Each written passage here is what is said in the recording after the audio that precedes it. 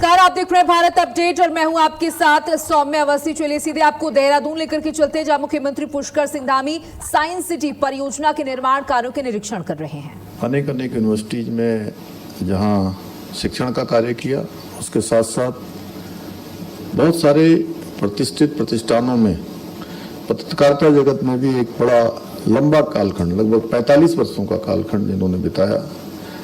ऐसे मीडिया सलाहकार समिति के नाते अपनी सेवा उत्तराखंड राज्य को दे रहे हैं प्रोफेसर गोविंद सिंह जी।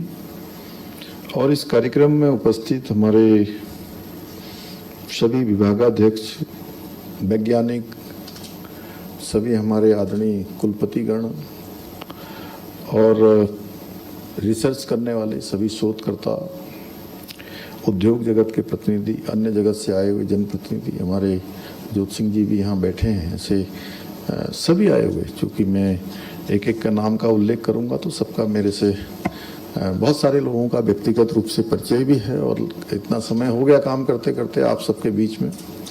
और आज ये टेक्नोलॉजी के माध्यम से विभिन्न स्थानों में, प्रदेश में, देश में और दुनिया के अनेक लोग आज हमारे इस कार्यक्रम से जुड़े हुए हैं, इस परिसंवाद चर्चा में शामिल हो रहे हैं। ऐसे सभी हमारे छात्र छात्राएं, सभी वैज्ञानिक, अन्य सभी महानुभाव और मेरे सभी युवा ऊर्जावान साथी, मैं आप सभी का आज के इस परिसंवाद चर्चा कार्यक्रम में अपनी ओर से आप सभी का स्वागत करता हूं।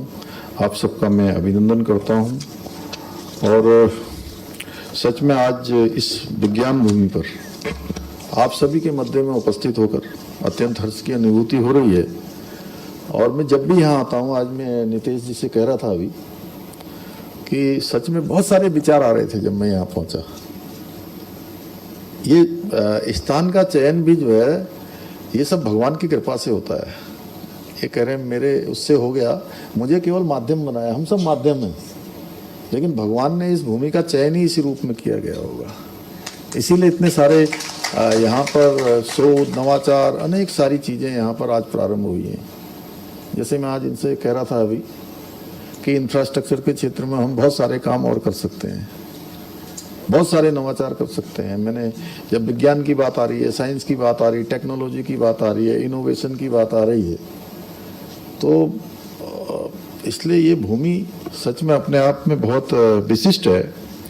और मुझे यहाँ पर आने पर ऐसा अनुभव होता है कि मैं किसी परिसर में नहीं, बल्कि उत्तराखंड का जहाँ से स्वर्णिम अध्याय, जहाँ से स्वर्णिम भविष्य जहाँ से गढ़ा जाने वाला है, मैं उस कार्यशाला में खड़ा हूँ, उस स्थान पर खड़ा हूँ जहाँ से जड़ से जगत की शुरुआत होगी, या जड़ से जगत तक जो है हम लोग पहुँचेंगे, या ये मैं कहूँ कि धरती से आसमान तक पहुँचेंगे। साधारण से असाधारण की यात्रा हमारी यहाँ से प्रारंभ होगी। भाइयों बहनों, आज यहाँ इस कार्यक्रम में आने में थोड़ा विलम्ब भी हुआ। वैसे मुझे बताया गया था कि थोड़ा आराम से चलना है, तो मैं तो तैयार हो गया था जैसे टाइम से, पता नहीं वो फिर, लेकिन आपने बाहर ज़्यादा टाइम लगा दिया, मुझे लगा उसमें। जैसे मैं इसमें देख रहा हूँ कि पर्चे में जो है और पहले का लिखा हुआ है। इतना ज़्यादा विलम्ब मेरे कार्यक्रमों में कभी होता नहीं है, और आप सबको विलम्ब करवाना तो देश का नुकसान करना है, देश की बहुत बड़ी क्षति है। क्योंकि इसमें से एक एक व्यक्ति इतना महत्वपूर्ण है कि वो स्वयं में संस्थान है, क्योंकि उस संस्थानों को चला रहे हैं, संस्थानों को हेड कर रहे हैं, लोगों को इतना बड़ा नेतृत्व देने का काम कर रहे हैं। तो मैंने आज यहाँ का बहुत बारीकी से निरीक्षण भी किया, जिसके बारे में प्रदीप बत्रा जी ने भी बहुत थोड़े में, हमारे मंत्री जी ने बताया कि भाई कैसे अर्थ के नीचे बनाया गया है। और मुझे आजकल ये पानी की जब बात होती है तो मैं बहुत उत्सुक हो जाता हूँ। मैं अभी पिछले दिनों नीति आयोग के मेंबर मिलने आए थे, श्रीनिवासन जी, वो हेल्थ के क्षेत्र में उनको विशेष रूप से काम दिया है पूरे देश का। तो ऐसे बात करते करते उसी दिन प्रातःकाल में आवास के परिसर के अंदर घूम रहा था सवेरे 6 बजे, और जैसे मैं घूमने लगा तो तेज बारिश होने लगी। मैं देख रहा हूँ जहाँ पर रोड नहीं है या सीमेंट का कोई वो नहीं है, तो वहाँ पानी बाहर नहीं आ रहा था तेज बारिश में भी। और बाकी तेज तेज पानी बह रहा है रोड में, मतलब मेरे पैरों के नीचे भी काफ़ी पानी बह रहा था। तो मुझे लगा कि कम से कम हमारे ऐसे वैज्ञानिकों को जो सबको गढ़ने वाले हैं, जड़ से जगत की यात्रा को चलाने वाले हैं, या उसका किसी न किसी रूप में मार्गदर्शन करने वाले हैं, तो इस विषय में भी हमको चिंतन करना चाहिए। मुझे लगा कि आज आपके बीच में मैं बात करते करते विषय जरूर डाल दूंगा कि ये देखिए, यहाँ पर ये अभी बता रहे थे कि जब इसका ये जो अर्थ के नीचे जो इन्होंने बनाया है, अर्थ के नीचे कैसा दिखता है, तो बहुत कम में, मतलब 30-40 फुट में ही यहाँ पर पानी आ गया, 40 फुट में, और कहीं कहीं पर 500 फुट में भी नहीं आता, 1000 फुट में भी नहीं मिलता। पानी ढूंढते ढूंढते मिलते हैं, और कहते हैं जल बिन सब सून। जहाँ जल नहीं है तो वहाँ जीवन भी नहीं है। जहाँ जल है वहीं समृद्धि है, जहाँ जल है वहीं विकास है, जहाँ जल है वहीं जीवन है। जल के बिना सब जीवन की कल्पना करना जो है, मैं समझता हूँ कि बहुत अतिशयोक्ति होगा। इसलिए मुझे ये देखकर अत्यंत प्रसन्नता हुई कि अनेक महत्वाकांक्षी परियोजनाएं आज यहाँ पर बहुत आकार ले रही हैं, और आने वाले समय में मुझे पूरा विश्वास है कि ये साइंस सिटी केवल उत्तराखंड की नहीं, बल्कि देश के, पूरे देश के विद्यार्थियों के लिए, शोधकर्ताओं के लिए, वैज्ञानिकों के लिए, विज्ञान और नवाचार और अनुसंधान के क्षेत्र में काम करने वालों के लिए एक बहुत बड़ा, एक अग्रणी केंद्र के रूप में उभर कर सामने आएगी। जिस प्रकार का यहाँ पर काम चल रहा है और जिस प्रकार की यहाँ की कल्पना की गई है, हमारे यहाँ के युवा, नवोदित, उदयमान वैज्ञानिकों को, युवाओं को, सबको यहाँ पर अत्याधुनिक सुविधाएं उपलब्ध होंगी, जो उनके सपनों और विचारों को नई उड़ान देने का कार्य करेंगी।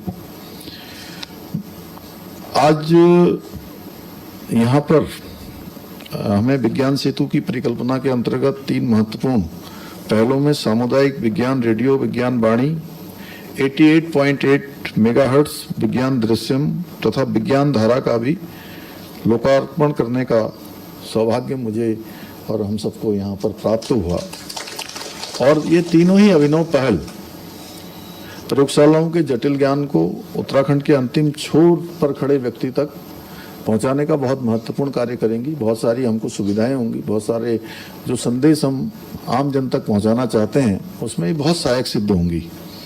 भाई बहनों, आज का ये अवसर इसलिए विशेष है क्योंकि अब हम सब अभी हरेला सप्ताह भी मना रहे हैं। प्रकृति संरक्षण का एक पर्व है। इस अवसर पर आज हमें यूकॉस्ट के परिसर में पौधारोपण करने का भी सौभाग्य प्राप्त हुआ है। जैसा कि हम सभी जानते हैं, हरेला केवल एक त्यौहार नहीं है, बल्कि प्रकृति के प्रति हमारी आस्था, पर्यावरण संरक्षण के प्रति हमारी जिम्मेदारी, प्रतिबद्धता और आने वाली पीढ़ियों के लिए ये दायित्व का भी एक प्रतीक पर्व है। और हमारे पूर्वजों की उसी दूरदर्शी सोच का ये जीवंत प्रमाण है, जिसने प्रकृति और मानव के बीच संतुलन बनाए रखने का कार्य हम सबको सौंपा है, अपनी नई पीढ़ी को विरासत में दिया है।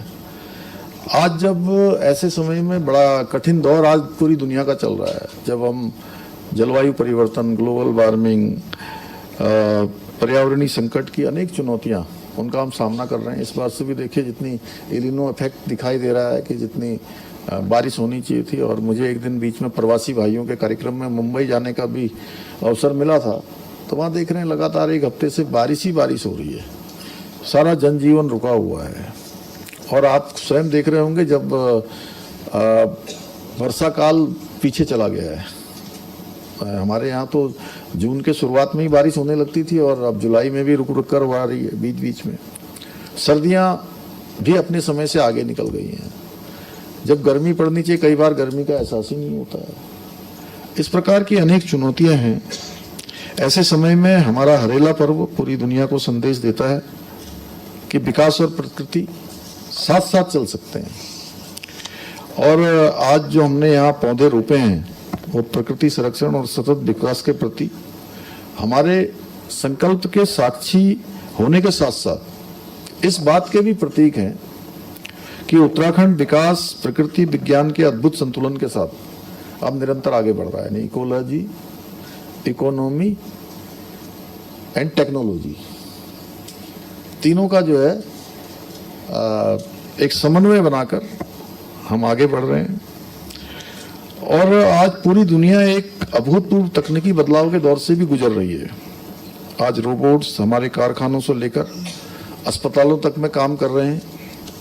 आर्टिफिशियल इंटेलिजेंस इंसानी क्षमता को आज नई ऊंचाइयों पर ले जा रही है, जिसके बारे में हम सोचते भी नहीं थे। वो सारा एआई जो है हमको करके दे रहा है। वहीं data science, drone technology, semiconductor, biotechnology जैसी उभरती हुई अनेक टेक्नोलॉजियां आज दुनिया की दशा और दिशा तय कर रही हैं। ऐसे में हमें भी इस बदलाव को न केवल स्वीकार करना है, एक्सेप्ट करना है, बल्कि इसका नेतृत्व भी करना है। क्योंकि आज बहुत सारे ऐसे क्षेत्र हो चुके हैं जहां पर आज उत्तराखंड बेस्ट प्रैक्टिस के रूप में पूरे देश के अंदर उसका उदाहरण एक प्रस्तुत किया जा रहा है। जैसे सिलक्यारा टनल रेस्क्यू अभियान को ब्रिक्स के सम्मेलन में एक उदाहरण के रूप में प्रस्तुत किया गया था। और हम प्रत्येक वर्ष 28 नवंबर को और राज्य सरकार की तरफ से इसमें एक शासनादेश भी हो गया है कि हर वर्ष इसको आपदा प्रबंधन दिवस के रूप में हम मनाएंगे, जिससे कि पूरी दुनिया हमारे इस मॉडल को हमेशा याद करे कि कितनी कठिन परिस्थितियों में हमारे राज्य के लोगों ने, हमारे देश के वैज्ञानिकों ने, तमाम एजेंसियों ने मिलकर हमारे प्रधानमंत्री मोदी जी के मार्गदर्शन में 17 दिनों तक संघर्ष और जूझने वाले जीवन और मृत्यु के बीच उनको सुरक्षित तरीके से बाहर निकाला था। बाबा बौखनाथ की भी बड़ी कृपा हुई उस स्थान पर, क्योंकि मैं लगातार 17 दिनों तक वहाँ रहा। इस नाते मैंने देखा कि किस प्रकार से वहाँ कठिन परिस्थितियाँ थी। तो मैं कह सकता हूँ कि उत्तराखंड में भी युवाओं में हमारे जो है अद्भुत प्रतिभा और मेधा है। इसलिए हमको एक ऐसा तंत्र भी राज्य के अंदर विकसित करना होगा जहाँ हमारे युवाओं को सही दिशा मिले, सही मार्गदर्शन मिले, आगे बढ़ने की सही प्रेरणा मिले और वो वैश्विक स्तर पर अपनी पहचान बना सकें। क्योंकि आने वाला समय ये नवाचार का है और जो नवाचार को अपना पाएगा वही अपनी विकास यात्रा का ईंधन तैयार कर पाएगा, उस यात्रा के लिए फ्यूल बना पाएगा, फ्यूल रख पाएगा अपने पास। और आदरणीय प्रधानमंत्री जी ने देश के सामने विकसित भारत 2047 का जो अमृत संकल्प रखा है, उसकी सबसे मजबूत आधारशिला विज्ञान और प्रौद्योगिकी है और साथ में अनुसंधान की भी है। इसीलिए उन्होंने कहा जय जवान जय किसान और जय विज्ञान, और उसमें एक शब्द और जोड़ दिया जय अनुसंधान। और ये हमने देश के वैज्ञानिकों को, युवाओं को एक मंत्र दिया।